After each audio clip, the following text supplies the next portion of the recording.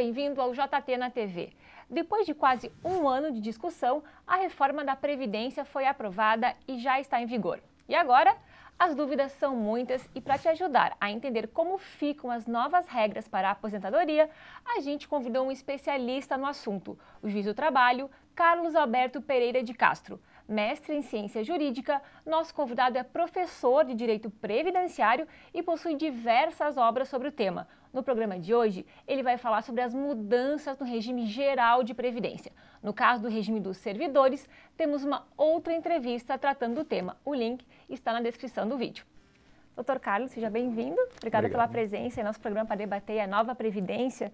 Então, Bom, e antes de começar, acho que é importante esclarecer que a reforma ela não mexeu nos direitos de quem já tinha os requisitos necessários para pedir a aposentadoria até 13 de novembro de 2019, quando a nova Previdência passou a valer, né? Isso, como toda reforma, desde as anteriores, não é a primeira vez que a Previdência é mudada nos últimos anos, desde 98, nós já estamos na terceira reforma da Previdência, os direitos adquiridos têm que ser preservados. Então, quem já tinha preenchido os requisitos, mesmo que não tenha feito o requerimento, não há necessidade de ficar preocupado em relação a não ter feito o requerimento, essa pessoa tem direito adquirido a se aposentar pelas regras anteriores, antes da reforma, então até a véspera da vigência dela. E a mesma coisa vai acontecer com todos aqueles que já estão aposentados ou já estão recebendo uma pensão, um auxílio-doença, são direitos adquiridos, são pessoas que já estão em gozo de benefício, como se costuma dizer. Então, para quem já está recebendo a aposentadoria, nada muda. Nada muda por enquanto. Temos problemas em relação à acumulação, mas acredito que a gente vai conversar um pouquinho depois sobre isso. Sim, bom, então vamos direto ao que interessa, Vamos falar então da questão da idade mínima para poder se aposentar. Como é que era e como ficou, doutor Carlos? No caso do regime geral, no sistema do INSS, que abrange os trabalhadores da iniciativa privada, não havia idade mínima para aposentadoria até então. Isso era uma briga antiga, uma discussão antiga, e agora a emenda, então, finalmente coloca uma idade mínima de 65 anos para o homem e de 62 anos para a mulher, isso como regra geral. E quanto ao tempo de contribuição, como é que ficou agora? Então, quando a regra anterior falava em 35 anos de contribuição para o homem e 30 para a mulher, era obrigatório chegar a esse limite. Agora, fala-se num tempo mínimo de contribuição, ao contrário, de 20 anos de contribuição para o homem, 15 de contribuição para a mulher como regra geral. Eu, tendo esse mínimo de contribuição e a idade, consigo me aposentar. Essa é a nova regra geral que vale para todos que começarem o mercado de trabalho, iniciarem uma atividade remunerada a partir da vigência da emenda. Então tem que ter esses dois fatores, idade mínima e tempo de contribuição para poder se aposentar. Vamos falar então sobre a questão do cálculo do benefício, Acho que isso é um tema que interessa para todo mundo, Então, para a gente calcular o valor da aposentadoria, a Previdência ela fazia anteriormente, então, uma média dos 80% maiores salários do trabalhador. E agora, o que mudou nessa regra? Não há mais o limite de 80%, ou seja, a média será calculada sobre todos os salários que serviram de base para a contribuição, o que acarreta naturalmente um achatamento do valor dessa média, porque ao se desprezar 20% dos mais baixos, naturalmente a média subia. Agora a média vai ser menor e, além disso, há um segundo aspecto que parte-se de 60% dessa média, mais 2% para cada ano de contribuição, acima dos 20, no caso do homem, e acima dos 15 anos de contribuição, no caso da mulher, podendo até ultrapassar 100%, mas o homem para isso vai ter que trabalhar 40 anos e contribuir 40 anos, e a mulher 35.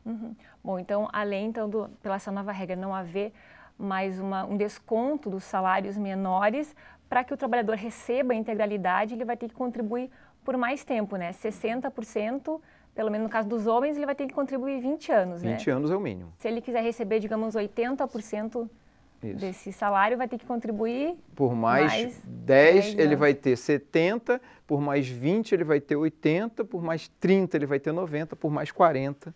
Quando chegar a 40 de contribuição, ele chega a 100%. Só com 40 anos de contribuição para ter de efetiva contribuição. Por isso a importância da contribuição, doutor? É um perigo muito grande que nós temos essa situação da informalidade. Nós sabemos que aí as estatísticas falam em cerca de 40 milhões de pessoas no mercado informal de trabalho. A informalidade, via de regra, leva à não contribuição, leva as pessoas a não contribuírem. E esse tempo, portanto, fica totalmente prejudicado. porque não conta, né? Muitas vezes a pessoa diz que trabalhou por vários anos e não consegue se aposentar, justamente porque acabou não contribuindo, né? Trabalhou, mas infelizmente não contribuiu. E geralmente no início da carreira, muita gente entra no mercado de trabalho de forma informal. Ou naquelas situações como agora o tal do trabalho intermitente, que leva a pessoa a ter uma renda baixa, não fixa, tem mês que trabalha, tem mês que não trabalha, normalmente ganha um valor baixo. Isso vai ter problema também, porque não é só não contribuir, é contribuir abaixo do salário mínimo, temos um problema em relação a isso, né? Então, é muito preocupante para a geração que vem aí ter uma atenção maior a respeito disso, caso contrário vai ter problemas sérios para se aposentar, mais do que a atual geração já tem. A questão fica em torno, acho que, de ganhar esse valor do teto, né? Que hoje gira em torno de 6.100 e alguma coisinha, se eu não me engano, porque ele vai ter que ter contribuído muito tempo sobre o teto. 40 anos sobre o teto, mas como é a média, na verdade ele não vai receber o teto. É praticamente impossível encontrar um trabalhador que tenha contribuído sobre o teto a vida inteira, né? Teríamos que encontrar uma pessoa que fez um concurso público para uma estatal e tenha tido uma renda mensal sempre maior que o teto para poder contribuir sobre o teto. E ainda assim sofremos a questão do cálculo por média. Então, o teto, ele funciona muito mais, esse valor de 6 mil e poucos reais, ele funciona muito mais como base de cálculo da contribuição do que como garantia de que alguém vai receber esse valor na saída, né, na aposentadoria. Ele é o valor limite da aposentadoria, mas muito provavelmente ninguém chegue a ele porque é um cálculo por média. Doutor Carlos, a gente viu que para se aposentar ficou mais difícil, né? Tem que ter tempo de contribuição e idade mínima, né? Mas uma dúvida assim que a gente percebe, o jovem hoje, né? Ele está em dúvida diante de tantas mudanças, vale a pena para ele, enfim, contribuir com a Previdência? Diferente do que muita gente diz, a Previdência é um mal necessário, eu digo que é um bem necessário, né? Por quê? O que acontece é que a Previdência é um seguro público, portanto não quebra, ainda que se fale em quebradeira, é falso, não há essa possibilidade de quebrar a Previdência, porque ela é exatamente custeada e administrada pelo poder público. E ela te garante de uma série de outras coisas, não só a aposentadoria por idade e tempo, mas também os problemas de saúde que a pessoa possa ter no curso da sua vida profissional. Então, um jovem de 20, uma pessoa com 30, com 40 anos, está longe de se aposentar? Com certeza, desde que estejamos falando apenas da aposentadoria voluntária. Mas nós temos os problemas de doença, nós temos os problemas de invalidez. Essas são nuvens que pairam sobre as nossas cabeças. Nós nunca sabemos se vamos ficar doentes ou não. E se essa doença vai ser grave ao ponto de permitir que a gente volte ao mercado de trabalho ou não. E se a pessoa não consegue voltar? Vai ter o que de renda? Porque, por mais que você consiga colocar dinheiro num investimento ou em qualquer outra forma de poupança, esse é um dinheiro finito, é um dinheiro que se acaba. Enquanto que a Previdência ela tem a finalidade de proteger de modo vitalício, para o resto da sua vida. No caso de uma invalidez, isso fica muito claro. Se no caso de uma família já constituída, um casal jovem, tem que pensar na perda eventual de um dos dois, os filhos como é que ficam. A pensão tem uma importância enorme nessa hora. Exato, não é apenas a aposentadoria, né? A mulher, por exemplo, que tem interesse em engravidar, tem a licença maternidade. Sim. Então, tem outros benefícios, além da aposentadoria, então, que é importante. Então, e hoje, com 40 anos de contribuição, quanto mais cedo melhor começar a contribuir. Eu acho que o importante é que a pessoa contribua, por menor que seja a contribuição. Nesse caso da informalidade, né? Então, existem aquelas figuras do microempreendedor individual, né, da contribuição, aí já como estudante ainda, né, um contribuinte facultativo, ele está contando tempo de contribuição. Pode estar ainda nos bancos de ensino médio, às vezes nos bancos da faculdade, estudando ainda, mas está garantindo ali uma eventual possibilidade de subsistência, de manutenção da sua condição para uma situação dessas, que são aquilo que a gente chama de riscos sociais. Nós não vivemos olhando para eles, mas eles estão à nossa volta. Nunca se sabe o dia de amanhã. Não, com certeza. Então, deixada aí a nossa dica, Com né, para quem está aí nos ouvindo, vamos voltar aqui e tratar um pouquinho então das regras de transição. Para quem já está no mercado de trabalho, a lei criou então as chamadas regras de transição. Quais são os caminhos, então, doutor, para quem está perto aí de se aposentar? As pessoas provavelmente acreditam que quem está mais perto da aposentadoria, que contribuiu mais tempo, vai conseguir aproveitar essas regras. A regra de transição, ela não atinge aqueles que já têm direito adquirido, também não atinge aquele que ainda não entrou no mercado de trabalho, ou seja, o rapaz, a moça que ainda não contribuiu, não consegue se beneficiar das regras de transição.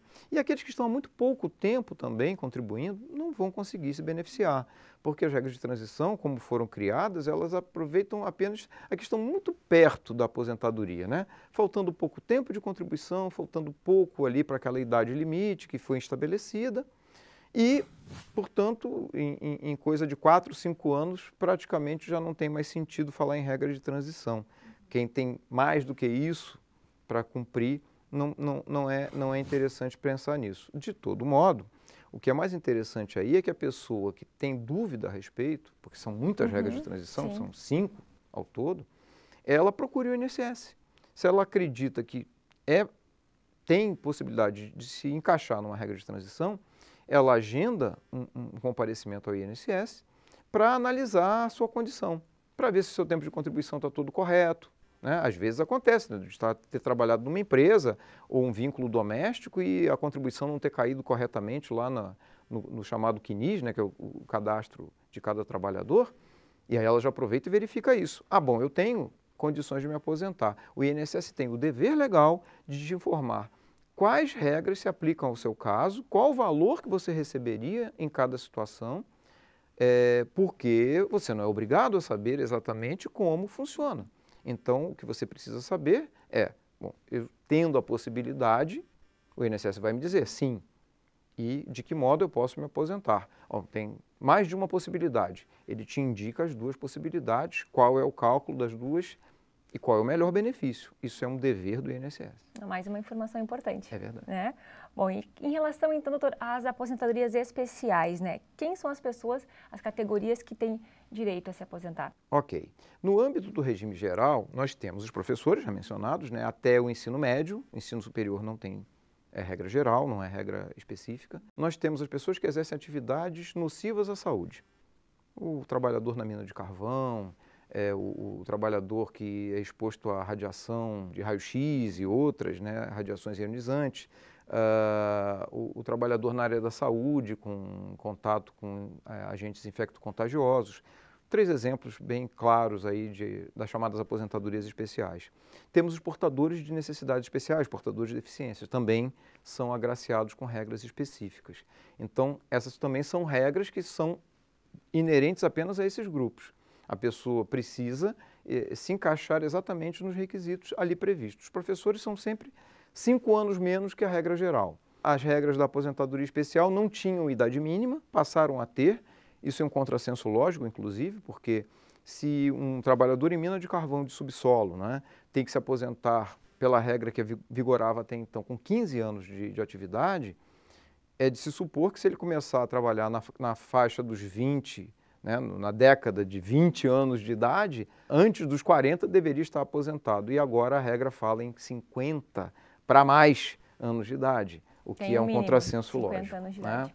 E os portadores de necessidades especiais têm uma regra específica também para eles. Em relação ao trabalhador rural, mudou alguma coisa?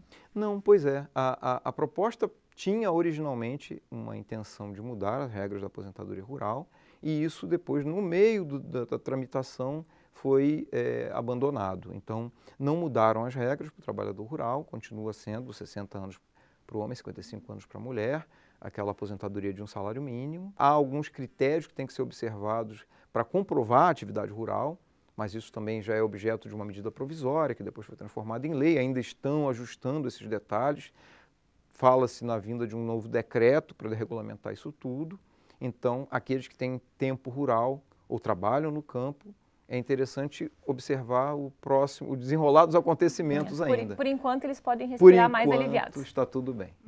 Bom, então vamos seguir aqui na questão da reforma da Previdência. Um dos artigos incluídos pela emenda constitucional diz o seguinte: o segurado somente terá reconhecida como tempo de contribuição ao regime geral de previdência a competência cuja contribuição seja igual ou superior à contribuição mínima mensal exigida para sua categoria. Diante disso, doutor, como fica a situação do trabalhador com renda inferior a um salário mínimo? Bastante complicada, né? Porque, bom, primeiro eu também entendo que essa regra corre o risco de ser declarada inconstitucional, porque ela exige uma contribuição acima da capacidade contributiva da pessoa.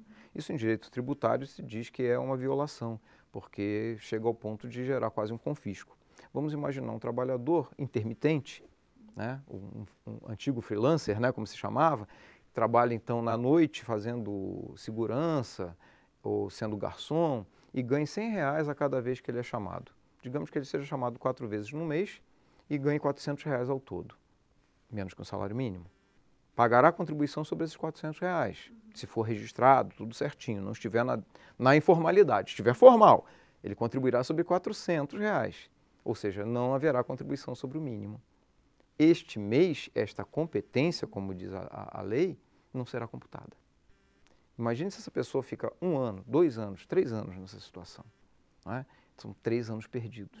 Não é? Então, é muito grave, porque além da informalidade propriamente dita, a gente tem essa pseudo-formalidade que vai gerar problemas lá na frente. No caso do intermitente, ele pode ter mais de um emprego, ele consegue então juntar, digamos assim, as contribuições de empregos diferentes? Sim, somando, se der mais de um salário mínimo, ok. Né? Mas no mês que ele não atingir, ele perde ele perde. E isso tem uma consequência ainda mais grave, porque se ele ficar vários meses sem contribuir, ou contribuindo abaixo, o INSS pode considerar que ele deixou de ser segurado da Previdência, e ele perde aquela proteção toda que nós falamos. Que é importante. Me parece muito grave essa regra, é uma regra que não foi discutida na mídia, na época da discussão sobre a reforma. Não vejo quase ninguém falando sobre isso, isso é gravíssimo, porque muitos trabalhadores com carteira assinada podem sair prejudicados. Vínculos domésticos, cuidadores de idosos, pessoas que trabalham em meio expediente, há uma série, né? Aprendizes. E a gente já viu a importância de a pessoa ter um seguro, né? Estar assegurado na Previdência, quanto à questão de, enfim, de acidente, licença maternidade. Sim.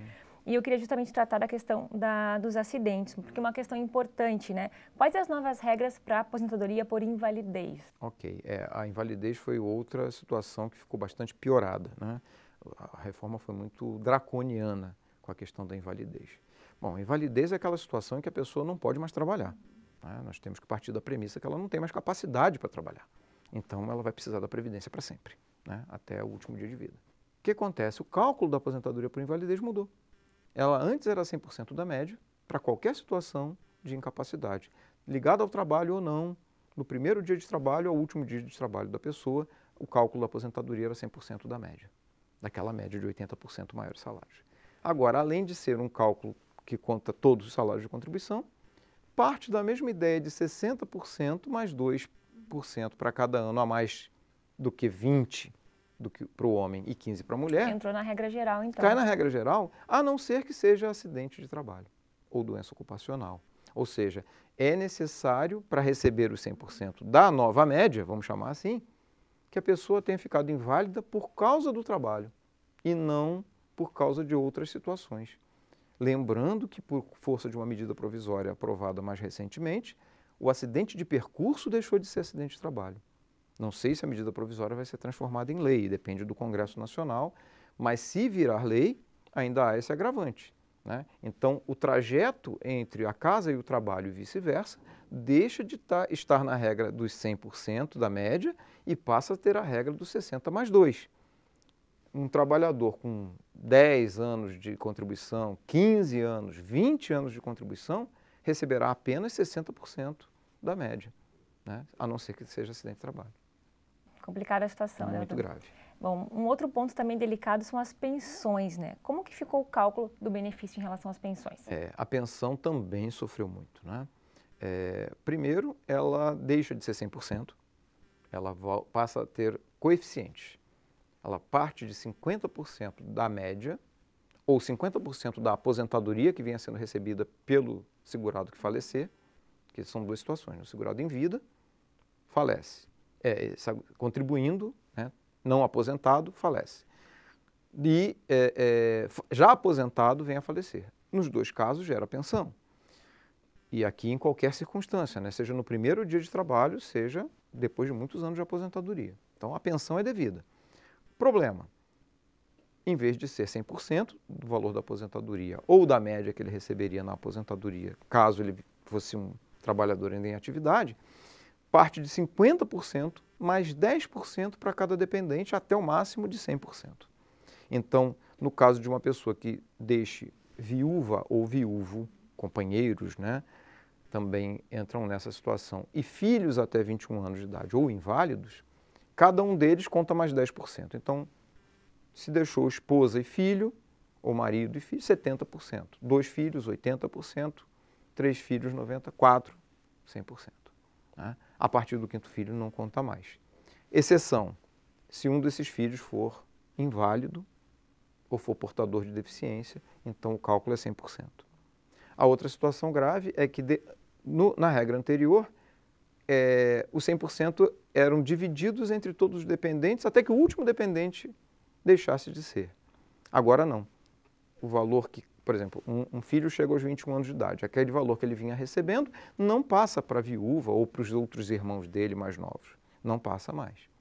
E o cálculo da pensão, se o valor da aposentadoria é achatado, o da pensão é duplamente achatado.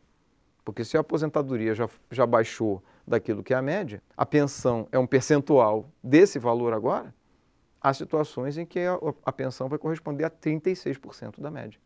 Se nós pegarmos os 60% de aposentadoria e depois aplicarmos 60% de 60%, dá 36%. Mas tem uma garantia em relação ao mínimo, que não pode ser menor que o salário mínimo. No regime geral, sim. No regime geral, sim. O 201, artigo 201, parágrafo 2º da Constituição, garante que o valor da pensão, somadas todas as cotas, não pode ser menor do que um salário mínimo. Temos um problema quanto à acumulação. Esse é um problema também ligado à pensão. Muito bem. E para a gente, então, encerrar, doutora, a nossa entrevista, eu gostaria que a senhora comentasse, então, de que forma essas mudanças da aposentadoria interferem no mercado de trabalho. Bom, nós temos várias questões, né? Acho que eu poderia pincelar as mais importantes. Primeiro, se vamos exigir que as pessoas trabalhem até os 65 ou 62 anos, na regra geral, e nas regras específicas perto disso, nós vamos ter que partir da premissa que o mercado de trabalho vai absorver essas pessoas até essa idade, o que não é uma premissa verdadeira hoje. Né? O mercado é bastante refratário, para não dizer preconceituoso, com pessoas acima dos 40. Então, quem é que vai conseguir emprego aos 50 ou aos 60 anos de idade para conseguir chegar a completar a idade estando ainda segurado? Essa é uma pergunta que não quer calar. Segundo, o problema do achatamento desses benefícios só vai ser sentido na medida em que essas pessoas começarem a acessar a Previdência. Então, enquanto isso não acontece, ninguém vai entender exatamente aquilo que nós começamos agora. Como é que uma pensão vai ser tão baixa? Uma pessoa que ganhava R$2.000 vai deixar um salário mínimo de pensão? Uma pessoa que ganhava R$3.000 vai deixar um salário mínimo de pensão? Como é que fica a subsistência dessa família? Porque quando falece uma pessoa, a renda não cai nessa proporção, né? Ou melhor dizendo, os gastos não caem nessa proporção. A renda vai cair, os gastos vão ficar, né? Porque os gastos são relativamente fixos, né? A não ser as despesas personalíssimas, né? Comida, vestuário de alguém, né? O resto é fixo, né? E as pessoas vivem em cima da renda que possuem, né? E não em cima de uma renda fictícia. São muitos problemas. São problemas, acho que mereceriam quase que um caso à parte a gente discutir novamente, mas me parece que o mais importante é que os trabalhadores sejam conscientes de que há necessidade de se prepararem, de se planejarem e de saberem todas as consequências dessa reforma para que lá no futuro não sejam apanhados de surpresa. Acho que a palavra é essa, assim, se planejar para a aposentadoria. Para a aposentadoria, cada vez mais.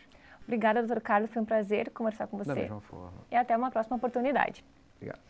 E se você quiser saber mais detalhes, a gente deixou na descrição desse vídeo um link para o site do INSS com todas as regras da nova Previdência. E assim a gente encerra o programa de hoje com o juiz do trabalho Carlos Alberto Pereira de Castro. Nos vemos no próximo programa. Até lá!